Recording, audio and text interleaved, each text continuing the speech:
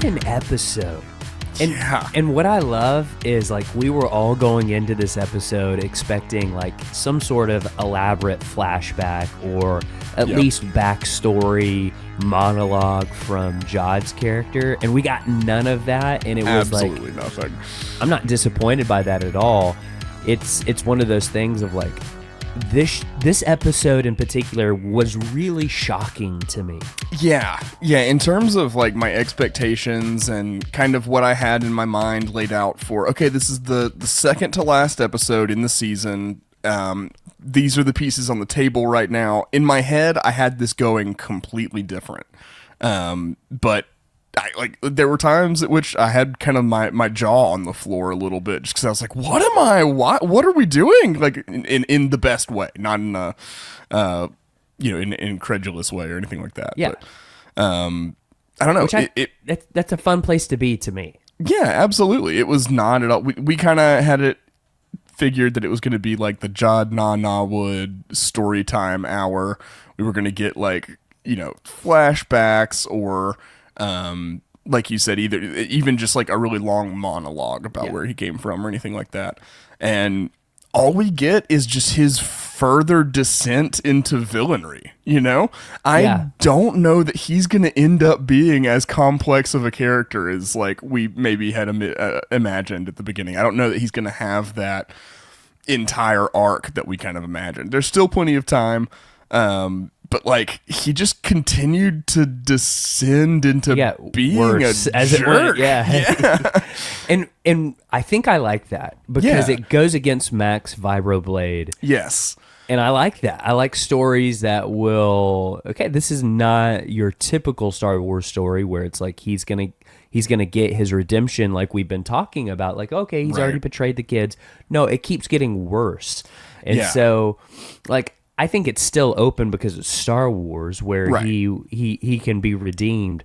But I think he is way more Long John Silver than he is Captain Jack Sparrow in that sense, right? Like, so, like, I could see the kids, like, winning and he has, like, a little smile for them, but that's it. Like, it's but not he's like gone. he's not helping them win. No, and he's on the lam with his ship full of gold or whatever. It was really interesting. I loved getting to see a blue lightsaber wielded so menacingly and so threateningly. It's been 20 years. Yeah.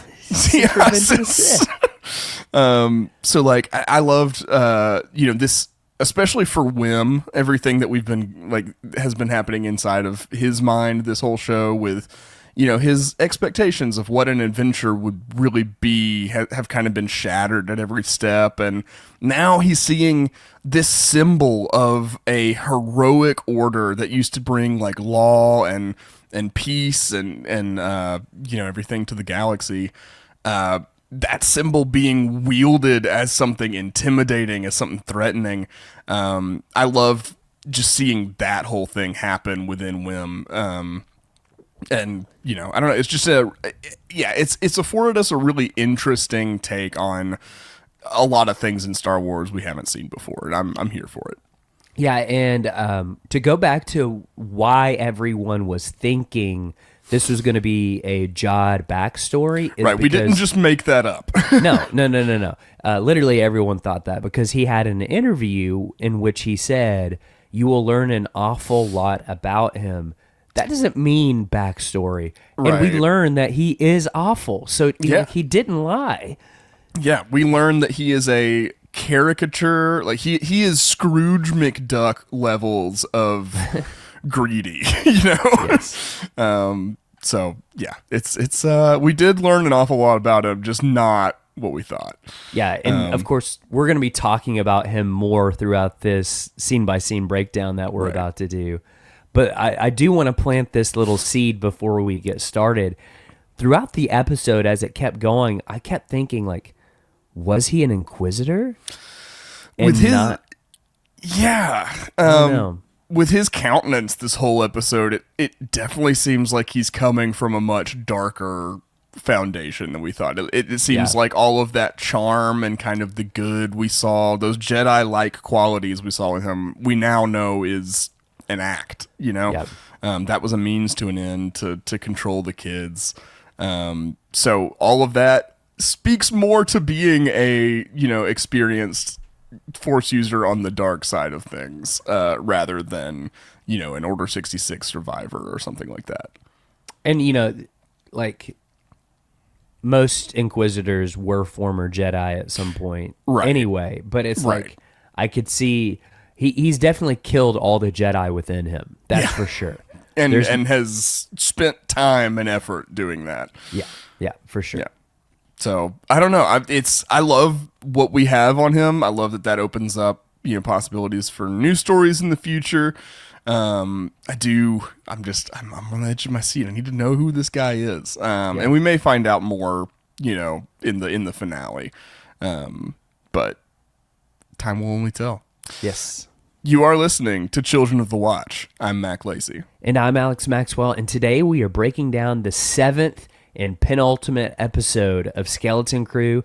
If you're new to our podcast, we break down every single episode of Star Wars television, scene by scene, to analyze the story, find comb for Easter eggs, and explain how it all connects to the larger Star Wars universe. And we want to hear from you guys, so please call into our Skelephone hotline. That's 205-259-6675, 205-259-6675. Keep it under 3 minutes. If you mess up, hang up, try again, and you could make it on to our voicemail episode or our bonus voicemail episode, which we have over on our Patreon, patreon.com/The Mandalorian Watch. You can get access to our bonus episodes that we do in week whenever a new Star Wars show is going on. You get 3 episodes if you're part of our Patreon, and you're also eligible to go to our Discord, which I think is really fun during season especially. So yeah, check out our Patreon, and then follow us over on social media if you want to continue engaging with us. We've been doing some instant reactions on Instagram and TikTok, and then also just engaging with you guys over on X and Blue Sky. That's at COT Watch. But Mac, I think we should get into this. Yeah, real fast. One last little piece of business. Don't forget about our giveaway contest that we have going on. I wanted to mention it up top. We have been saving it kind of for the end, but we're doing a giveaway right now. So if you would like to win a lovely Lego set, it's Grogu's floating pram, donated by our wonderful listener and Discord admin Kyle. You can check the description for all the instructions. We'll go over it more on at the end of the episode, but don't forget about that. Since we stopped for business again, there is more business that I forgot about, and that is after Skeleton Crew ends, we are doing another scene by scene recap of Andor season 1.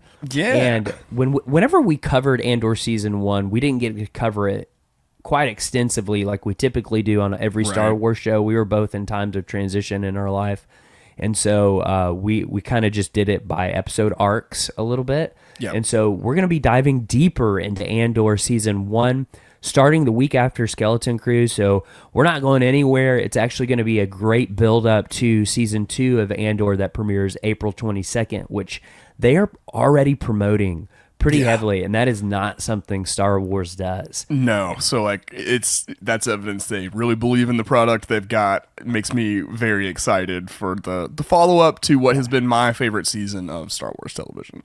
Yeah, so definitely join us for that after Skeleton Crew ends. Now, let's get into the Skelly Crew breakdown. The Skelly Crew. You like that? Skelevision. Star Wars Skelevision. So... Also, my voice sounds significantly different because I have been very sick. All right, let's do this. I thought you'd just taken up smoking and... It kind of sounds like it. After our recap, reminding us of the Old Republic Mint on At Attin, we begin this episode back with our parents, and I have loved the framing of each episode, just getting the parent story in the intro before the title credits. I think it's been a really nice format, Mac. Yeah, for sure. It's been about every other episode, that we get kind of caught up with the parents. And I love that we don't have to see all of the interim step by step that they're going through to get like this communicator device and to get the codes and all that kind of stuff. We're coming in at the important parts. Like, I assume stuff has been happening in the interim the whole time. They've been doing all kinds of cloak and dagger, espionage kind of type stuff. But I like that we're not going overboard with following them. We're just picking up at the most like high action parts of their story. Yeah, it's just enough, right? You don't want to get too bored with the parents, but like it's like you said, right in the middle of the action of what they're doing. So at night, the greenish glow of the barrier glows down on the parents below as KB's moms work on the buoy communication device that they've got going on here. Buoy. Anytime buoy shows up in the written form, it's a speed bump. It is. Farah hands Mari, that's one of KB's moms, a computer chip, and she inserts it into the device, and they're waiting on one more part, which Neil's mom, Numa, has. Numa. She comes in with the transmitter, and they're hearing rustling in the woods, but KB's other mom mentions it might just be a tree sucker. Do you think that's like the little lizard thing we saw? Yeah. At like in one of the first establishing shots? It's like a little rainbow lizard thing on the tree trunk. Oh.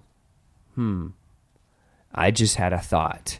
There is a species in the EU that Thrawn deals with and uses to block the Force. Salamari? Yelsamari? Yeah. Is that what they're called? I'm gonna go ahead and say, because nobody can dispute this, that's what that is. Okay, fair enough. And that's how it connects to Thrawn.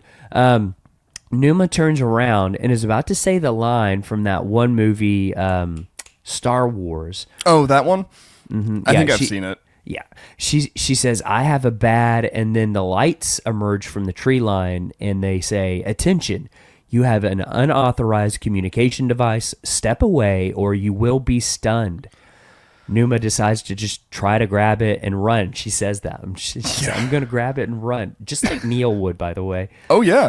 Yeah, Neil comes by it honest. You can see a lot of the parents in each of the kids. Now that we've had a little more time to spend with the parents, you can tell where all of these kids' traits are coming from. Oh, yeah. I love that consistency. Yeah, but so she starts running, but she's instantly stunned, and so then KB's moms take it, and it becomes kind of a game of hot potato as each new person takes it and only makes it a little further before all of them get stunned, but Farah. So she grabs it and hides behind a rock, kind of Fellowship of the Ring style, as the safety droids pass above her, and then she scurries away and then comes to an open area in the woods, and she activates it, and it's almost kind of like a floating lantern. It's just carried away into the greenish barrier above as Mick Giacchino's fantastic score crescendos, and we cut to black and title credits, Skeleton Crew. I thought that was a really fun, engaging opening. Yeah, absolutely.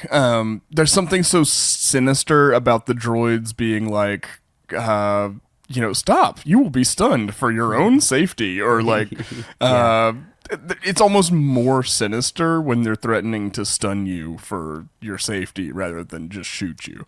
Yes. There's something more ominous underneath all that.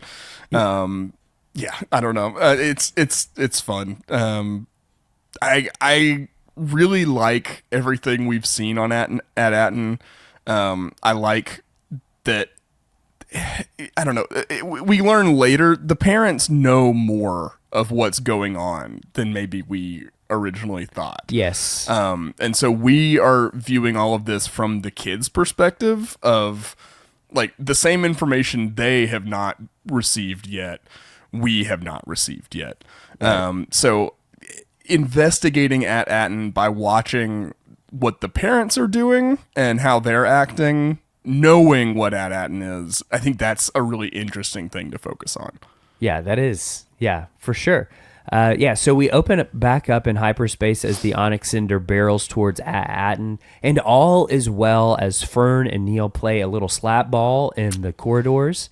We get to see Neil's skill. Like, do we think Neil is actually the best slap ball player? No. No. KB announces that they should be home soon, but we catch a glimpse of Wim, and he's not looking too excited about returning back home. And Fern notices something is wrong, and she sits down to ask him. But he gets up and heads away into the cockpit, and Fern ponders on if they will be able to keep the ship. Like, she's trying to keep it light, and she proposes that they just land it and just say that they've been lost in the woods the whole time. But Wim knows that that's not going to work. That's not going to happen, right? Nobody's going to believe that. Like, Fern, you may be able to get away with some stuff like that if you're the the undersecretary's daughter or whatever, but it's not going to work in this situation. Right. Yeah. And Wim goes on to say, once we get back, everything will go back to the way that it was. And I'm getting really big last day of camp vibes from this, Mac, right? Like, yeah, we've all been there of like, oh, we have to return to the real world. Like, I'm a teacher, and we've been off for 2 weeks, and kids came back yesterday, and it was that same feeling of like, dang it, we got to go back. And then, but hey, maybe snow's coming for us. So yeah, you may be getting a second winter break, a little break. Yeah, it's the reminder that like, hey, this is coming to an end, and then it forces you to kind of reflect on like, okay, I had super high hopes for like what this experience was going to be. I'm both like kind of regretting the things it wasn't, and like the things I didn't do or whatever. And then now you also have to acknowledge that the possibility for you to do any of those things is coming to an end. Before it's kind of like when a Star Wars show ends. A little bit. Yeah. So I don't know. I can definitely relate to Wim here. And I think it's just, this is the thing he's been struggling with the whole time, is just how different the actual experience was from, what he had built up in his mind for years before that. Again, it may be kind of like a Star Wars show. Yeah. I mean, the way you're describing it, you're like, I think we've experienced this on the podcast. So all those responsibilities, they're still there. He still has to take the assessment, right? And Neil points out, though, half the time he was about to die, it was a really fun adventure, and you can kind of feel like they're all ready to go home except Wim. Yeah. And Fern tries comforting him, but Wim just isn't buying it. And then we cut to Brutus's frigate as they arrive just out at Aton. But it kind of looks like the entire planet is just a toxic maelstrom, and it's really looking like a gas giant, right? It's very different from like the look we got at Akron or the other planets that are supposed to all look alike. So there is something different in particular about At Attin amongst the jewels of the Old Republic. We'll have to have a conversation about the jewels of the Old Republic when we get to the end of this. Are they all special? Is it just At Attin? I'm on the fence now. I've got two theories, and it's kind of like our Wizard of Oz theory, Dagger in the Heart theory. Yeah. I think either way works, but I'm kind of hoping they don't answer that question, because it's whatever you've built it up in your head, and I think that's better sometimes. They're looking at what they think is At Attin, and Brutus asks if they have the right coordinates, and then grabs Jod and pulls him over. No ship is getting through that, so it's time to prepare the airlock. Jod looks around looking for a way out, and then he yells out, wondering just how stupid is the crew. And Mac, I took this scene as he doesn't really know if At Attin is covered by a barrier. He's just guessing and hoping that he's right? Like he's trying to delay dying. Yeah, he's flying by the seat of his pants on just hope and some belief, and he may not even believe it, but like you said, he does believe that this is a strategy to stay his execution for at least a few more minutes. So like, Yeah, I think he does believe in his heart, right? But I think also this is the latest in a long string of him believing something in his heart and leading this crew to failure, right? That seemed to be kind of what had been happening up until where we pick up with them in the first episode. So I think this is kind of just his MO. Yeah. Yeah, for sure. As you were talking, I was thinking, like, literally everyone that we've met that knows him along the way have told the kids, don't trust him. Don't trust him. Don't trust him. And we ignored that too. Yeah. Like, we pointed that out, but we all were going by Max Fibroblade, which is like Occam's razor, but in Star Wars. And it's like, well, I know he'll betray the kids, but he'll, end up being a good guy. Yeah. No, he's just a pirate. Like he's a villainous pirate, and that's who he is. And I think that's cool. I think that's kind of cool if he doesn't really get that redemption.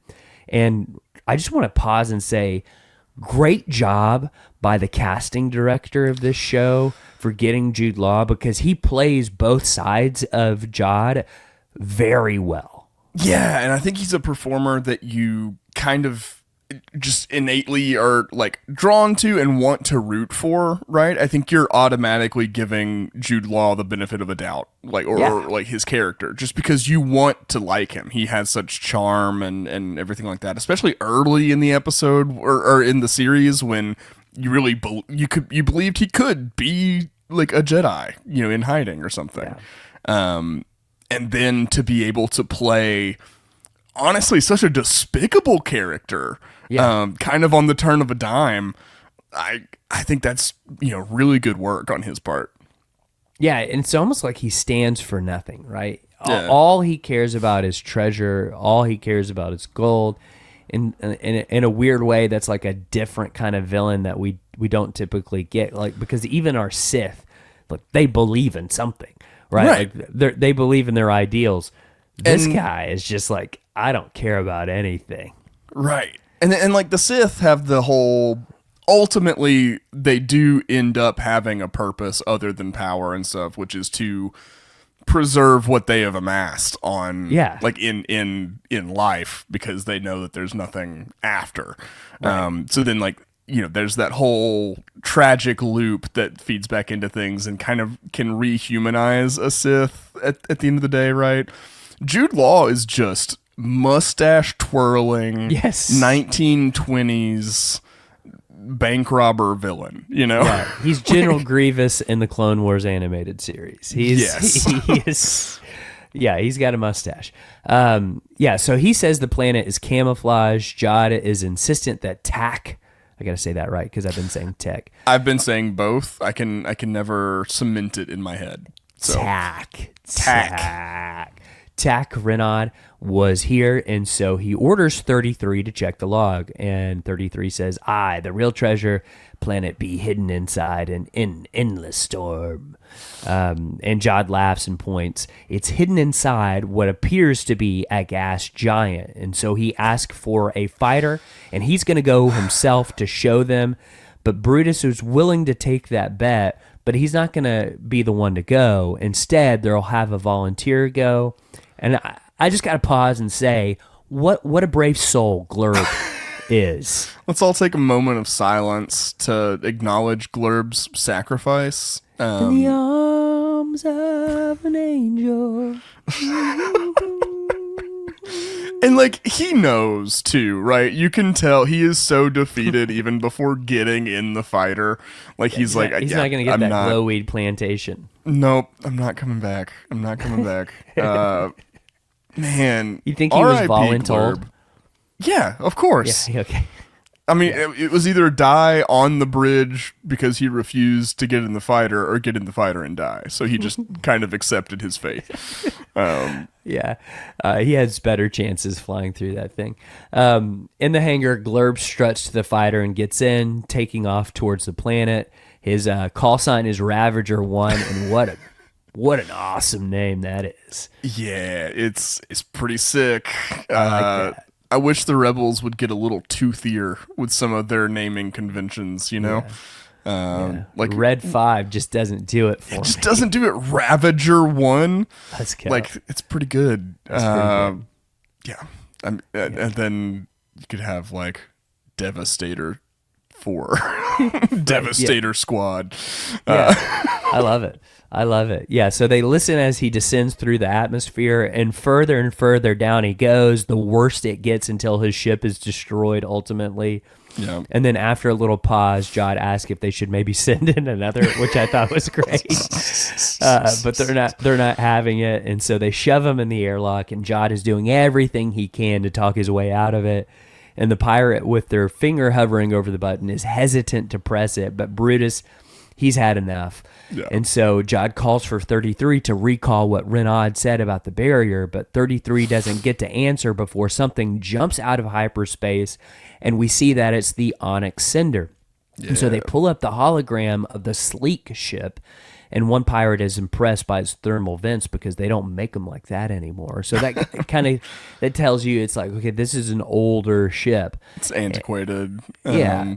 I love the way it looks in space. It's so much better design. It's so, and I'm glad we had the first bulky design because it makes me appreciate this one so much more, I think. Yeah.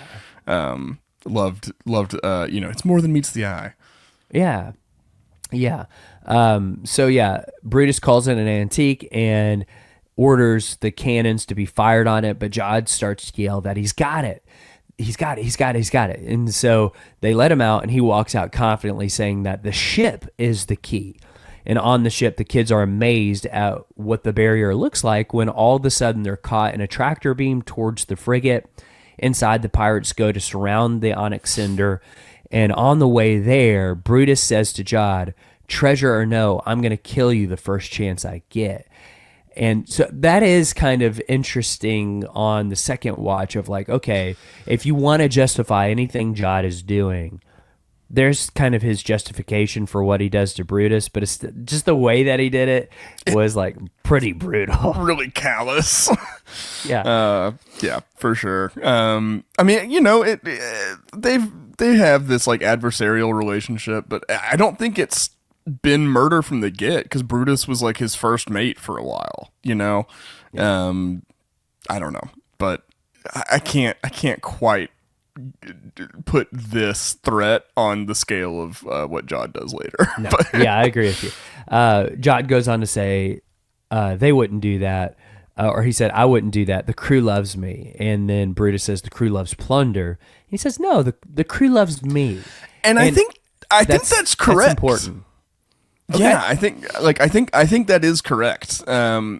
Obviously, there are like the stated motivations of the crew and everything following Jod is that he always has these harebrained schemes and can convince them with his silver tongue to, set out on some grand adventure. But like I think if they didn't actually just like him, he would have been gone a long time ago. Like I don't think he'll ever run out of chances, kind of deal.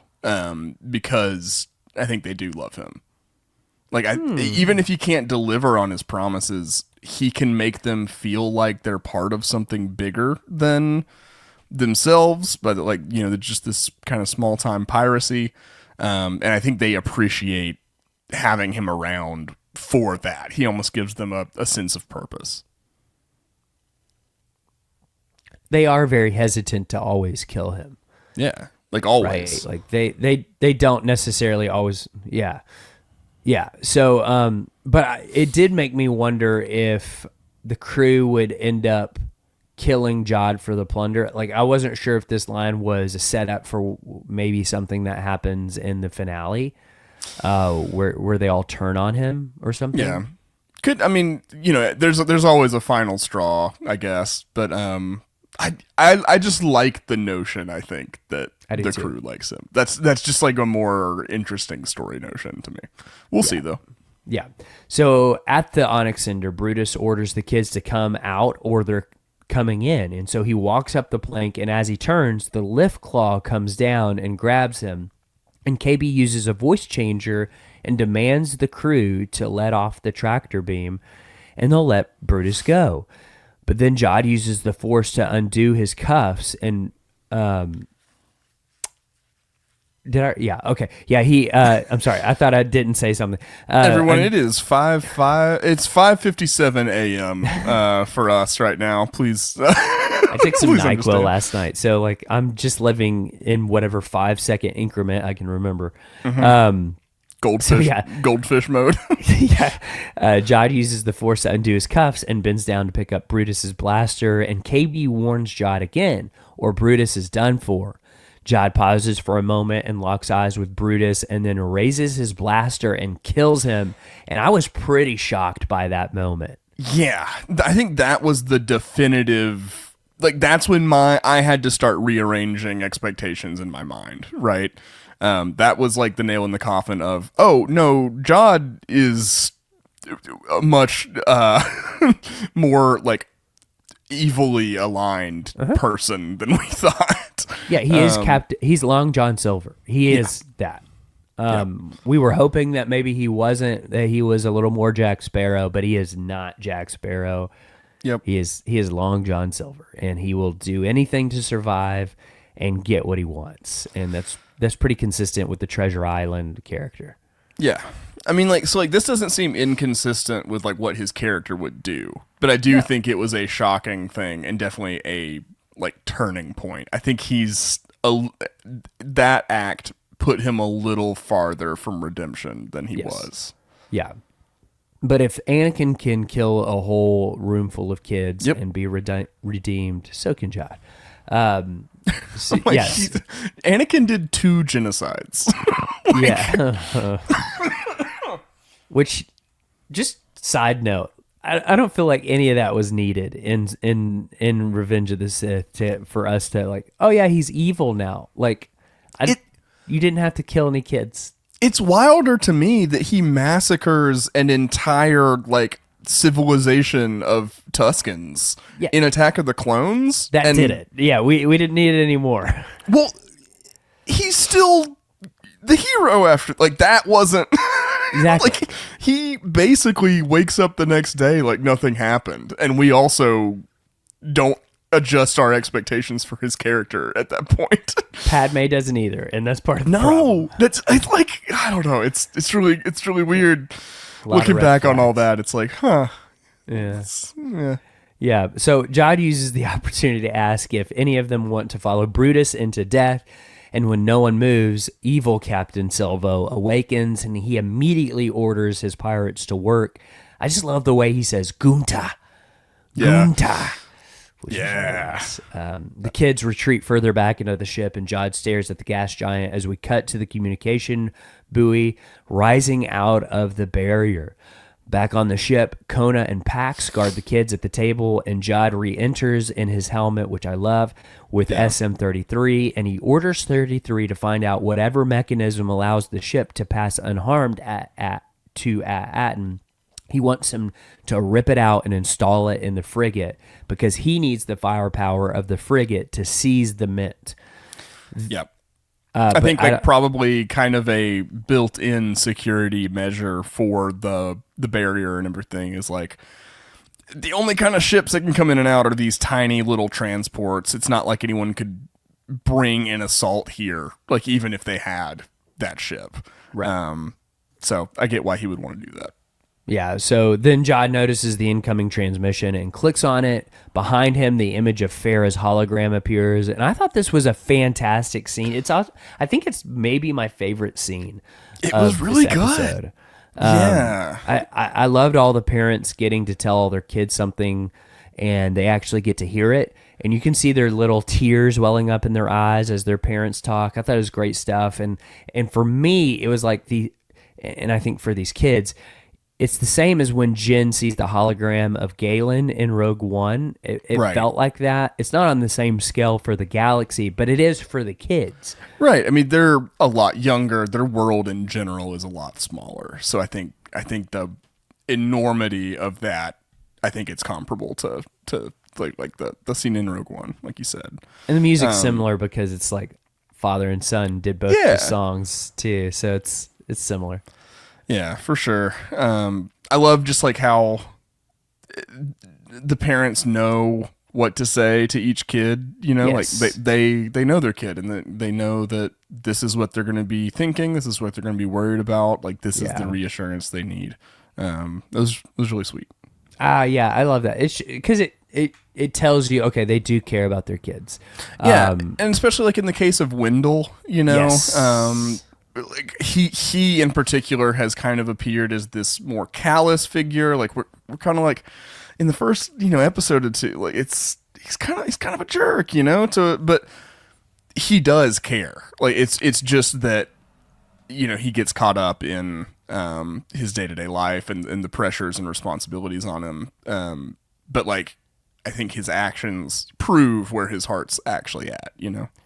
Are you ready for some irresponsible speculation here? Let's hear it. I feel like this is a good place to like drop this. Somebody commented on one of the instant reactions that I did last night, and I thought I was like, the more I thought about it, I was like, actually, I could see that happening.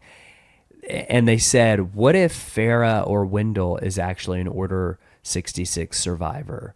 And I was like, wait a second. That would be kind of cool, especially the case of Wendell and like Wim seeing his dad be like a Jedi for a second to like stop Jod and have like a little lightsaber duel or something. It was like, that's not bad.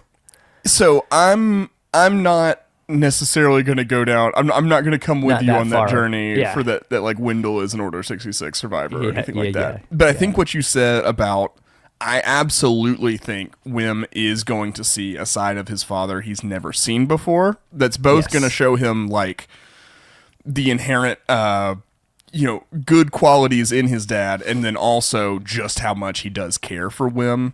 Yeah, I agree. So I do think it's like maybe even Wendell going up against Silvo in some way.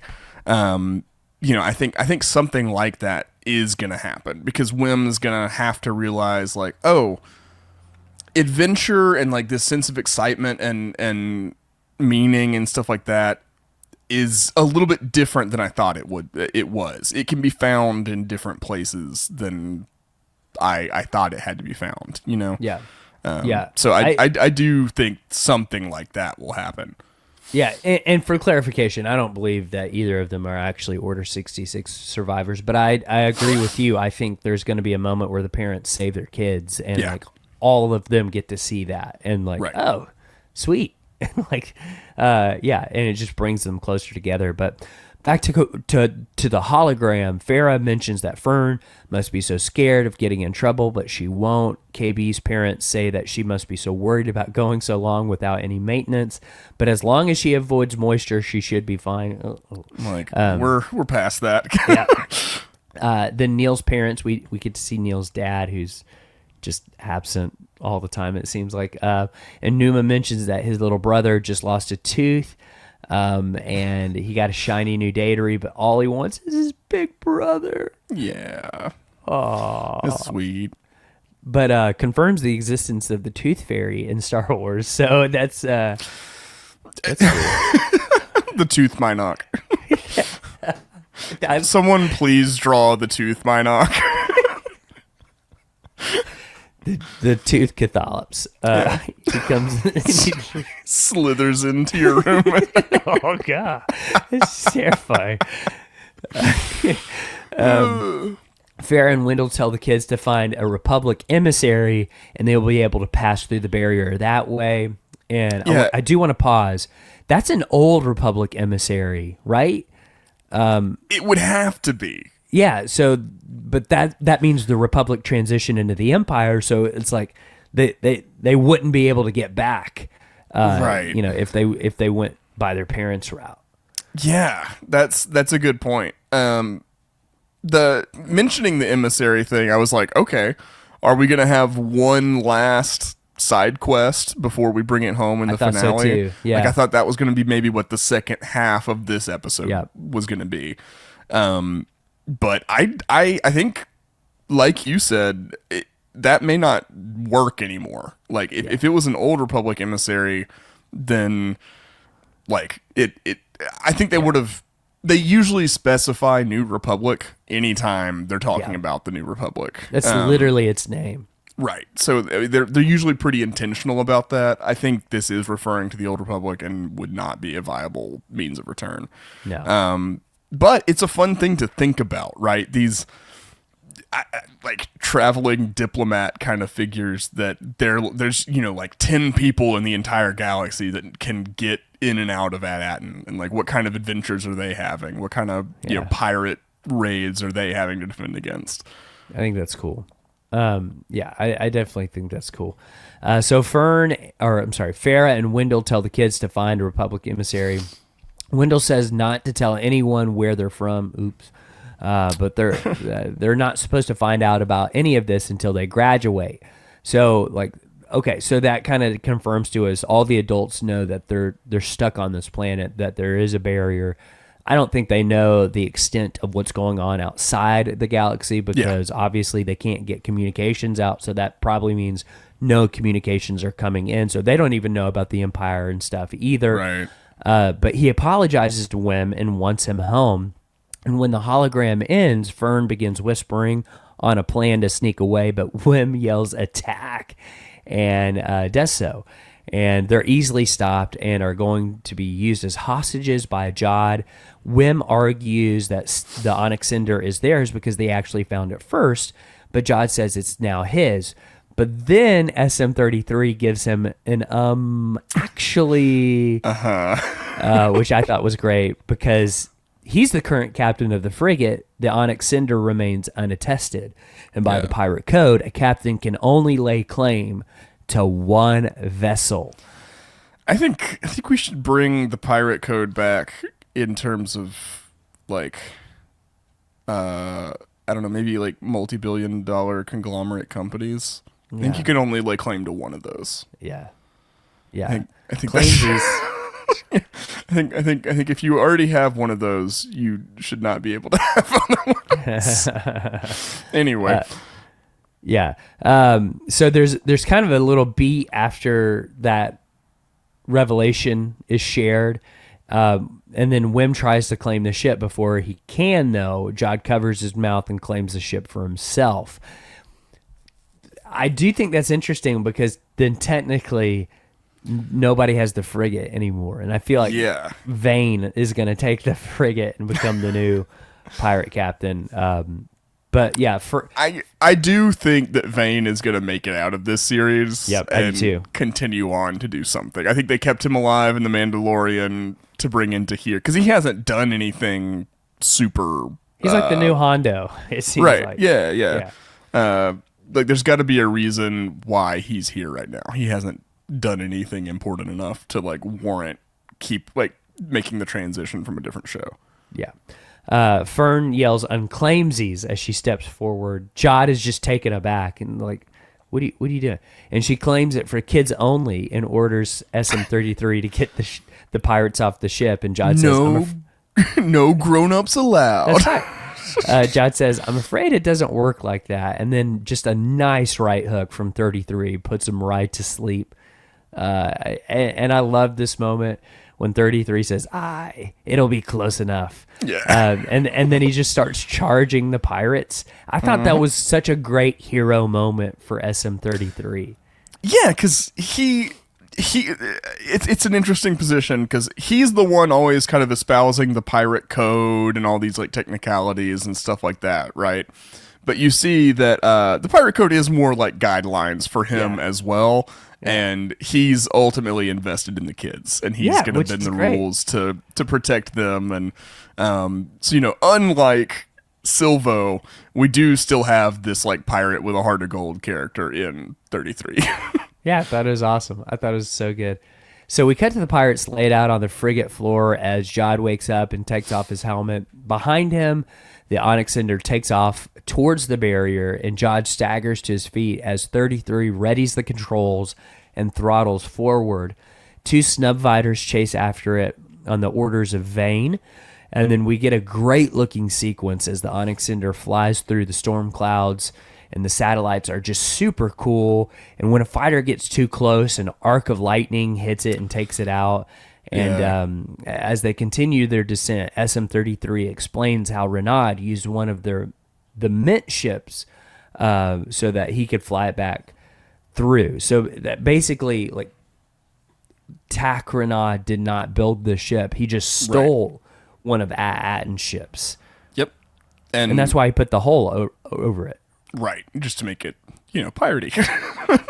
And I'm assuming some kind of armor having to do with the barrier and stuff like that. But, yeah, I don't know. I like that, Takranah has, I think this proves he's been to At Attin and has made multiple trips, right? He's someone who's going in and out. Way. Yeah. Because otherwise, why would you need the one kind of ship that can get in and out? I do think that, it's interesting with the origin of his crew and like the mutiny and everything that 33 gives. It seemed like that was the first time they had been there. So maybe the mutiny happened just on the first return journey after they had stolen the ship. I don't know. I think they got there and were going to come back, and that's when the mutiny happened. It feels like. So yeah, the other fighter is destroyed as they get closer to another satellite, and then the red panel lights turn to green as the Onyx Cinder kind of just passes by, and Wim exclaims, "It's not a pirate ship, it's an At Attin ship." And they pass through the storm, and they see the hidden planet of At Attin, and they're in awe by it. And SM-33 says that the autopilot is taking over, and Neil is sure to point out that it's just like At Akron, and he invokes his girlfriend's name there, Hannah. Lover boy Neil. Yeah. Fern says that they're going to be in so much trouble, but she doesn't even care anymore.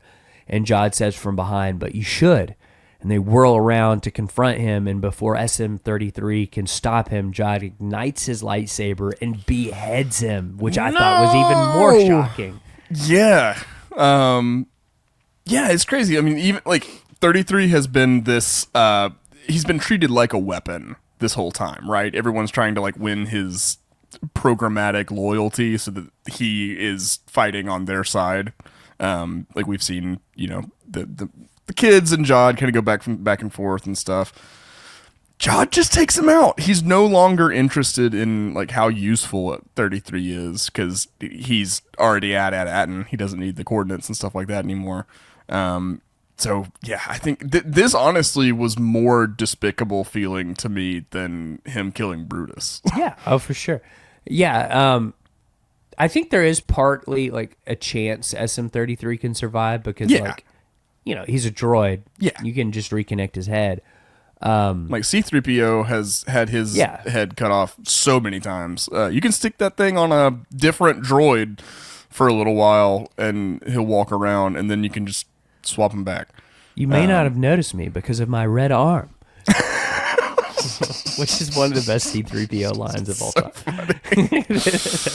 It's like, yes, that is completely obscuring your identity. Thanks. I had no idea it was you, buddy. He yells for the kids to go get on the ground and to not talk. And as Snowball the rat jumps out of 33, I thought for a second that he was going to step on it, which I was like, okay, if he does that, he is not going to be redeemed for sure. Because he spared the rat, that is a little bit of hope that he could come out on the right side of things. Yeah, he just kicks it aside. Anakin would have stepped on it. Yeah. Anakin would have sabered it. Yes. He would have just like pointed the saber at it and ignited it and like skewered it. Yeah. Yeah, I am so glad that didn't happen because I love little Snowball. I love the little rat creature. Yeah. So he gives the kids a harsh gaze before he tries to go and contact his ship, but nothing is going through. KB tries to explain that the barrier is jamming it, and then Neil tries to tell him that their autopilot is engaged, and Jod just loses it. Yeah. He just starts yelling. He tells the kids that they jabber just too much, all of them. And then Wim tries to defend Neil, and Jod gets up and points at him, saying he's the worst one. And like when he sees that Wim is kind of like hurt by like the mentor figure is just like not what they thought. Yeah. And he kind of just looks at him and says, "Poor boy." And it's like with such resentment, I think it does give you a little bit of insight of his childhood, right? Yeah. Like there's definitely something there of like he sees himself in Wim and he hates it. Yes, and I think that's been evident the whole time, right? Like especially towards his when Wim had kind of gone and hid in a separate part of the ship and was crying and stuff, and like his approach. I think the reason why he can be kind of genuine and comfort Wim and stuff is because of what you said. He's seeing a big part of himself in Wim, but that's also why he can't like fully invest in that because like you said he resents that the part of himself that he sees in Wim, his weakness, right? Like because he's about to say they're all weak, right? And I think for him it's like, okay, that's the weak part of me and I don't want to be that anymore. That's not who I am. So maybe he was an Order 66 survivor and he just went way off the deep end. I mean, like trauma does stuff cool to people, so we haven't really. I mean, other than like Inquisitors and stuff like that. I think that's kind of we've seen people go through Order 66, become jaded, traumatized, whatever, and become Inquisitors. But we haven't seen them go dark side outside of the official channels, right? So that's an interesting look at stuff. Yeah. Shout out to Jude Law to be able to yell at some kids, just yelling at some kids. He's done that before. Yeah, I mean, even like even acting and everything. I was like, wow, this is it's rough. Yeah, it is rough. Fern looks at him with disgust, and he asks Fern, "What are you gonna do?" Because they're all weak, sheltered, spoiled children. And he orders them to be quiet because he has a headache and he needs to think. And then he tells them how it will all go down. And if he even gets a hint at any of them are thinking that they won't follow his lead, he ignites his lightsaber and carves it around in front of their face. I was like, dude, these are kids. Like, what are you doing? And he says, I enjoyed seeing your parents' faces on the comm earlier. Makes it very easy for me to know who to carve up. I will, each one, piece by piece, slowly, if you don't behave. It's like, dang, dude, that's some cold-blooded stuff. How much of this do you think is like, just because the stakes are high, he's really going above and beyond to impress upon the children that he wants them to cooperate and stuff? Or like, how much of this do you think is his actual feelings about stuff that's finally able to come out now that the ruse has been dropped?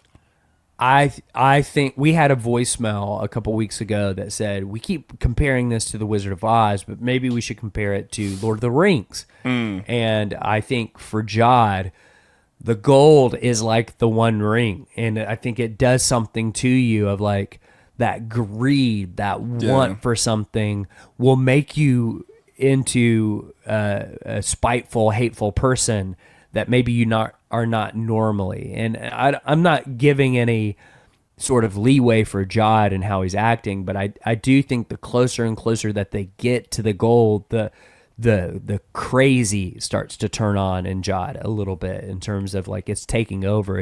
He's giving a little Boromir right here, right now. You know what I mean? Like he's just kind of losing it. So below on At Attin, the parents are confronted by a safety droid and ask why they violated the rules to release the buoy. But the parents defend themselves, saying that they had no choice. The droids don't listen. And then what I kind of love is that the safety droids are like, we are always available for, and then he stops and he says, stand by. And immediately becomes unavailable. Which is so good. But like, this was kind of like, ooh, the supervisor's about to show up. I started getting like, oh yeah, let's go. We're going to get some answers. And I think we do in this scene.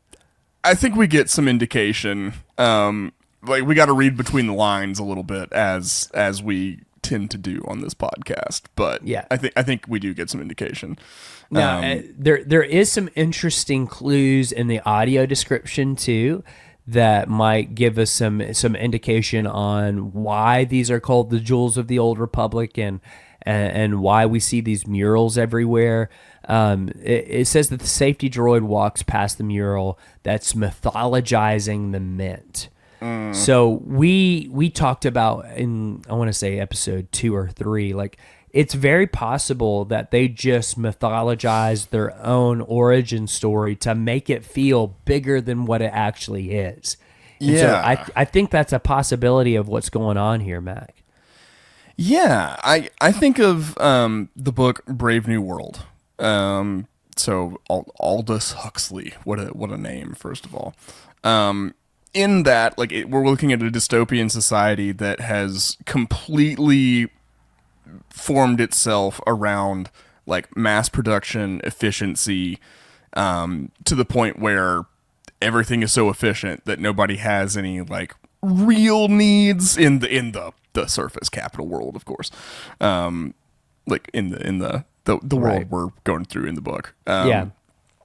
This kind of makes me think of that a little bit, because in Brave New World, Henry Ford is almost deified, right? So Henry Ford, who invented like interchangeable parts, the assembly line, he didn't invent them, he just popularized it.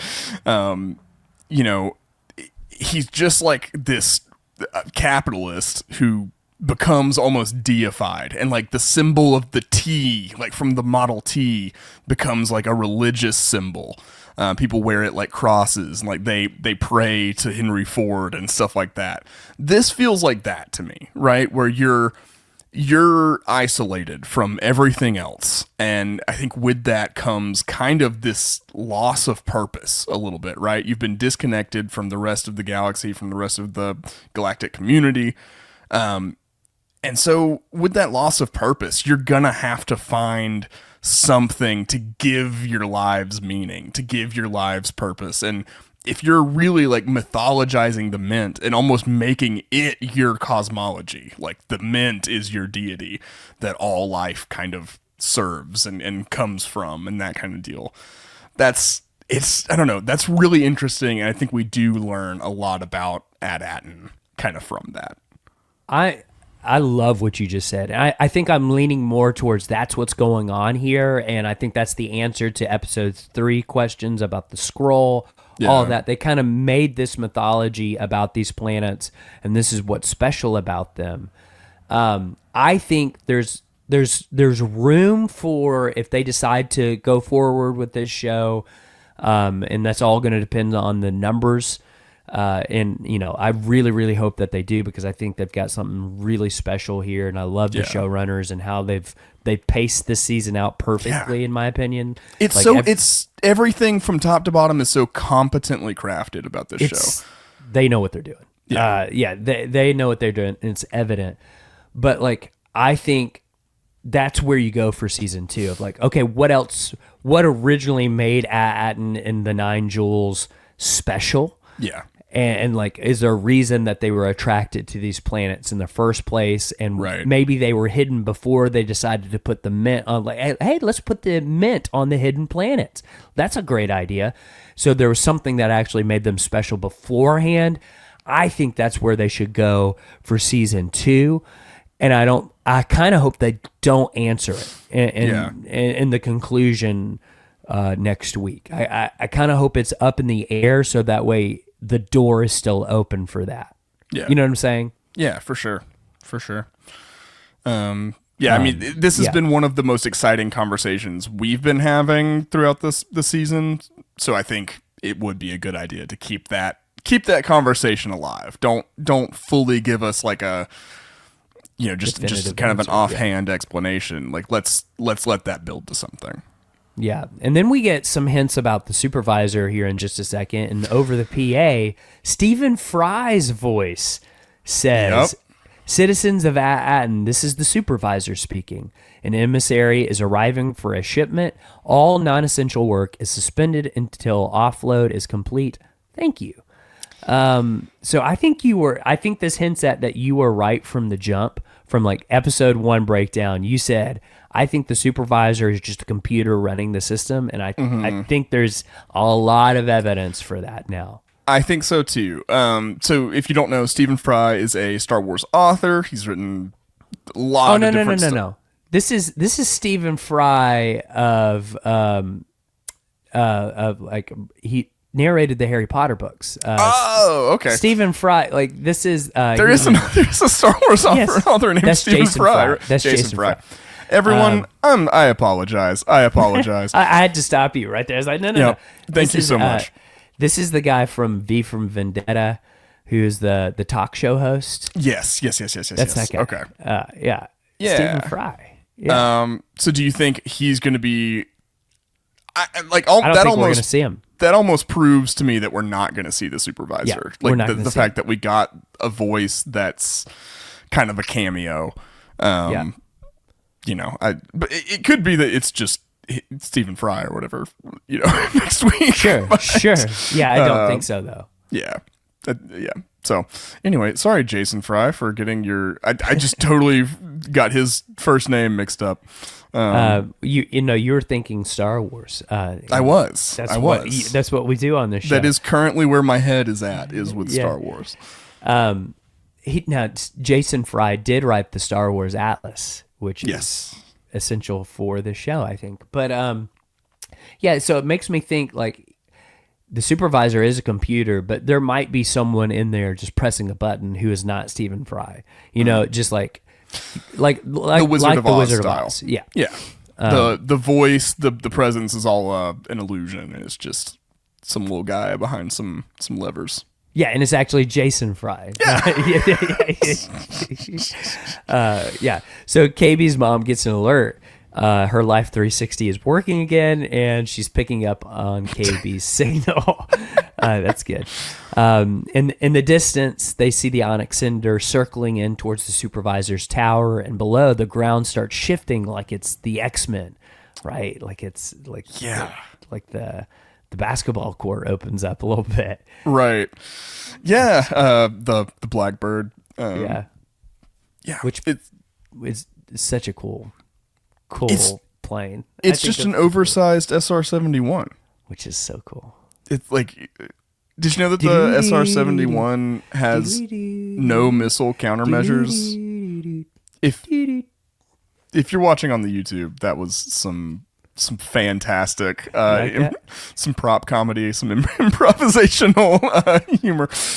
I forgot what I was saying because that was great. I don't know what you're saying either. Plane facts. The SR-71 has no missile counter defense systems because no missile can keep up with it. It just keeps flying, and they can't hit it. it's that fast. So a platform rises from the ground as the Onyx Cinder sits down to rest on it, and I don't know what it was, but it did something in me. I love the step back for your safety voice as it lands. Yeah. Ooh. I love it on a Toro Calican level. That was like, I like that noise. Just something visceral within you. Yeah. I like that everything's like step back for your safety. It's almost like a threat, right? There's like an underlying threat every time they say for your safety. I get the heebie-jeebies. Yeah. So Jod and the crew come down the ramp, his eyes narrowed. He turns and shows the lightsaber on his hip to the kids, and a safety droid greets Jod as the Republic Emissary. Jod says that he and the kids are, he's picked up the kids, and they're just 4 waifs he found along the way, which is great. I'm gonna throw something again. Like, the droid recognizes a Republic Emissary. It's like this happens regularly and has still been happening regularly, right? Like, it's not. I think it's happened. I think it happened a long time ago. I take it as this is what's supposed to happen, but it hasn't been happening. Okay, and that's how I take it. But it could be taken that this is still happening. Because like, it's kind of hard to hide like a platform, like opening up in the middle of your city and stuff like that. I guess I didn't pay attention to how frightened and confused everybody was. Yeah, everyone seemed a little confused, but I think there is a chance where like the Empire has kept doing this, and like, yes, we are the Republic. Thank you for the gold. For the money. I definitely think that if Thrawn knew about that, all this stuff. Oh. He wants this. Yeah, because, I mean, this is essentially... It's not, but it's essentially a Starforge. It's infinite money. Yes. So, like, it's not like, you don't... Things don't happen instantly, like with the Starforge, but, like, you can create whatever weapon or whatever fleet you need with infinite money. I also think that he would be super interested in this because of all the art. And I think this would be like Disney World to him. Be a really, like a rare cultural experience he gets to have and savor. Yeah, he would love this place. Yeah. So the safety droid greets them, reminding them that travel outside the barrier is not permitted. And the safety droid explains that all emissaries are only allowed to go straight to the mint to proceed with the offload. That's great for Jod, but he wants to speak with his other ship, but the safety droid doesn't allow them. I think that's important. Yeah. So, like, the Onyx Cinder is basically a Loomis truck, right? Like, it's just taking money from, like, the mint or the reserve or whatever and distributing it to places to be actually, like, circulated and used. Yeah, but I'm thinking that when they finally get in contact with the frigate, it's going to be destroyed, and the new Republic's already there. Yeah, you know what I'm saying? Either that, or they find their way through the barrier, and they're going to use that gun on top of the school to shoot it down or something. The frigate. Yeah, that has not been addressed. I'm assuming that one of those exists on At Attin, like it does on At Akron. Yeah, and everything that they've set up, they've addressed so far. So I definitely think that's coming back. So they begin lowering down into the mint as their parents watch from above. The safety droid mentions that the kids have been reported missing, so Jod orders them to hold them on his ship for their own safety as they continue their descent. Then we see a little bit after, we see this like huge, gigantic room. And on the center of this machine sits a golden orb with mechanical arms standing out of the machine. I assume this is where they kind of make the mint. Like this is like the forge. The printing press or the forge, yeah. Yeah, and Jod says, quite the operation you have here. And the safety droid says, we hoped you'd be pleased. And I'm pretty sure, Mac, I didn't do the research on this. Are these direct quotes from Attack of the Clones? From Kamino. Yeah, when Obi-Wan says, does he say something similar at least? There's something very similar. I was having flashbacks. It could be it could be as close as word for word. I'd have to double check. But it's something very similar when he's talking with Lana Sue or whichever. I can never keep the Kaminoans apart. I can never keep them straight. The Bad Batch was hard for me. Yeah. Whenever one of them would pop up, it'd be like, Lana May, Lama Sue. Is this? I don't know who that is. I'm sure I know her, but I don't know who it is. It did make me think, is there a connection here? Because like Kamino was also hidden. So like maybe At Attin is where Dooku and Sheev got the idea of like, oh, we'll just like hide the planet. I mean, we've talked about the creation of the clone army and funding it and stuff like that, and Sifo Dyas, and I know we have a lot of Legends explanations for that kind of stuff, but we do not have canon information about a lot of that. Every time they try to give us more information, it just makes it more confusing. I get more confused about Sifo Dyas. What? And like, can I don't just even see a scene of him doing it. Yeah, can give me the information, please? Just don't tell me about it. Show me. Yeah, I would love that to happen at some point, because I don't even really care anymore. Like it's I hate to say it, I do not really care about Sifo Dyas anymore, because it's been teased for so long, and I know next to nothing concrete about it. Yeah. Jod keeps trying to contact his ship, but the safety droid, I'm sorry, that's so funny to me. Sifo Dyas. The safety droid will not allow him. Gosh, I'm so congested. He must speak with the supervisor about getting access beyond the barrier. I think that's a big deal. I think that's a big deal for next week. Yes. He basically tells the safety droid, well, go get the supervisor. Yeah. He says, better than dealing with the droid. Well, go on and fetch him with some of your finest refreshments.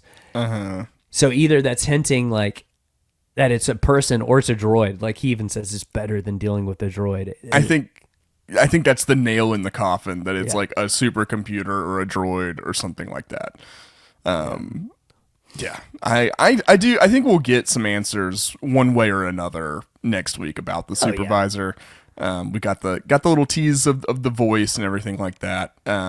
We'll see, but my money's on computer droid. Yeah, Something you like were that. right. It's War Games.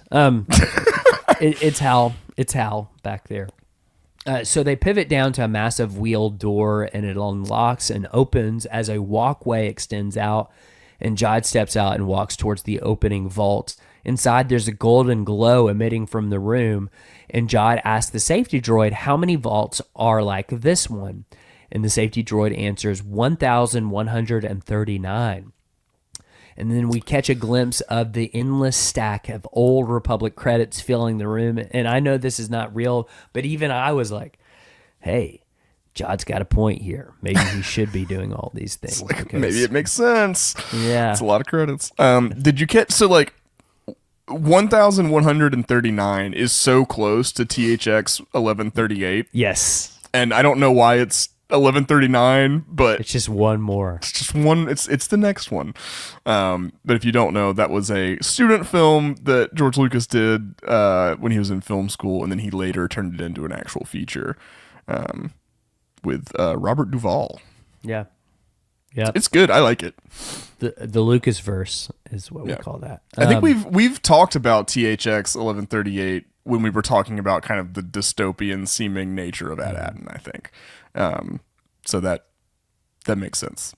Yeah, I think we did. I don't remember even last 5 seconds. So I'm sure we did that.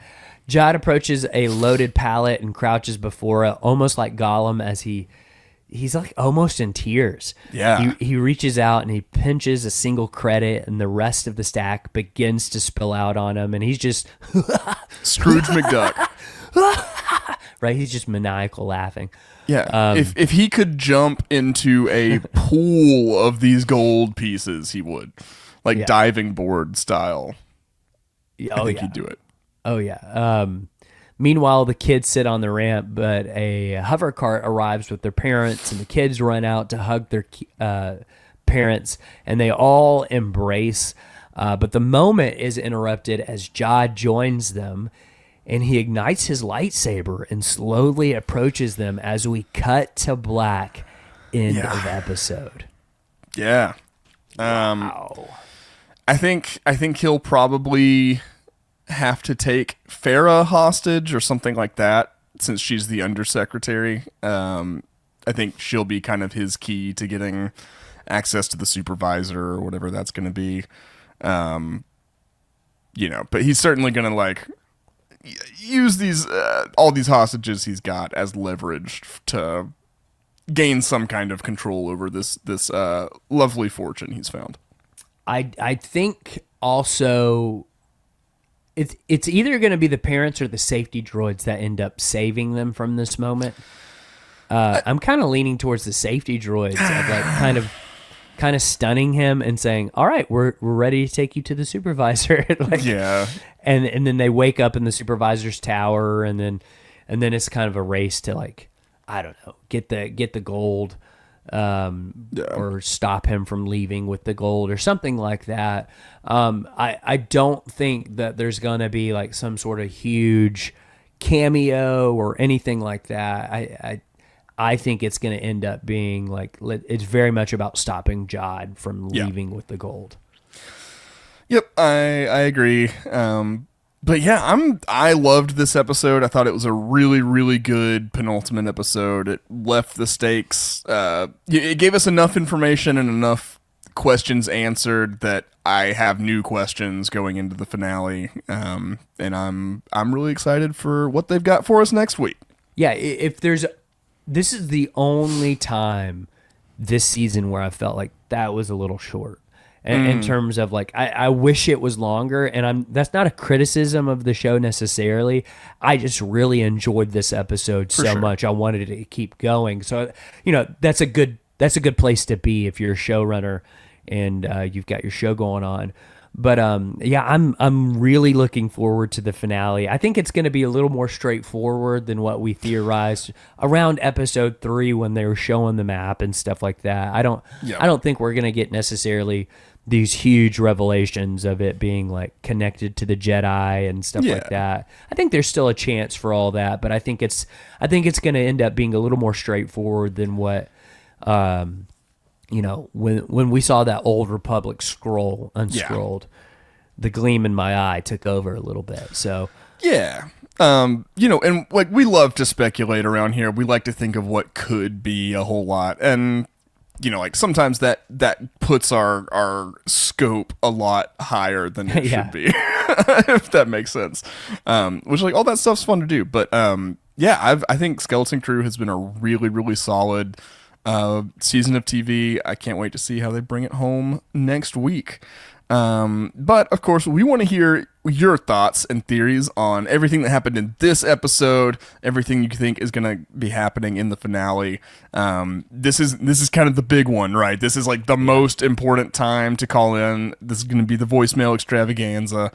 So if you've been on the fence and you wanted to call, this is your last time to do so before we have seen all of Skeleton Crew. So call in to the Skelephone hotline at 205-259-6675. Keep it under 3 minutes and you could find yourself on the show. Absolutely. We want to hear from you. We want to hear your voice. Call us. And don't forget about our contest we have going on for that lovely floating Grogu pram. If you want to enter that contest, this is your last week to do so. We will be announcing the winner next week after the show's done. So make sure you do that. You can review our podcast on Apple Podcasts. You can even edit your review if you've already done so. But include the phrase I, screenshot that, and email it to mandalorianwatch@gmail.com to be entered.